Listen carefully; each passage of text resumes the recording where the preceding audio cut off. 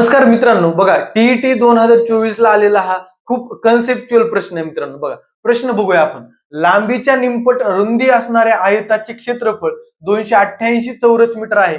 जर आयताची रुंदी 3/4 केली व लांबी 3/2 केली तर आयताचे क्षेत्रफळ किती होईल? मित्रांनो बघा, हा दोन मेथडने आपल्याला सॉल्व्ह करता येतो. कसा? बघा, पहिल्या वाक्यातून लांबीच्या निमपट रुंदी असणाऱ्या क्षेत्रफळ आयत क्षेत्रफळ 288 दिले, बरोबर.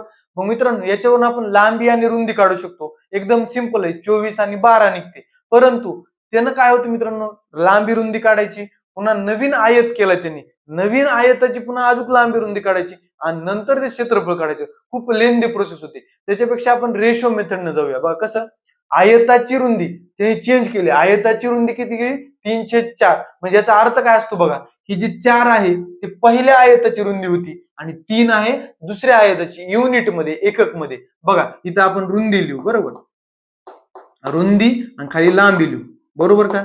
चला बघा, पहिली रुंदी किती असणार? 4 असणार आणि नवीन रुंदी किती असणार? 3 असणार, युनिट मध्ये. पुन्हा लांबीला काय केले? 3/2 केले. म्हणजे बघा, खाल्ली असते ती जुनी असते, म्हणजे ही पहिली रुंदी, आणि वरची जी अंशात असते ती नवीन असते. बघा हे झालं आपल्या युनिट मध्ये आल्या. मग मित्रांनो मला सांगा, आयताचं क्षेत्रफळ बरोबर काय असते? लांबी गुणिले रुंदी. चला करा मग. 4 दुनी किती? 8 आहे आणि 3 त्रिक 9 आहे. बघा हे झालं पहिलं क्षेत्रफळ पहिल्या आयताचं, हे झालं नव्या आयताचं क्षेत्रफळ. पण गणितामध्ये पहिल्या आयताचं क्षेत्रफळ किती दिले? 288. म्हणजे 8 बरोबर जर 288 असेल तर 9 बरोबर किती? एवढंच काढायचं आपल्याला. तर हे राशिक मांडून काढू शकतो आपण. कसं?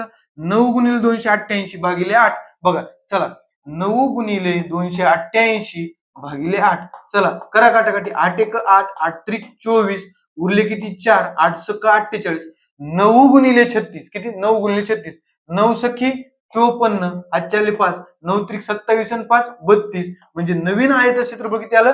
324 चौरस मीटर. म्हणजे पर्याय क्रमांक 3. धन्यवाद.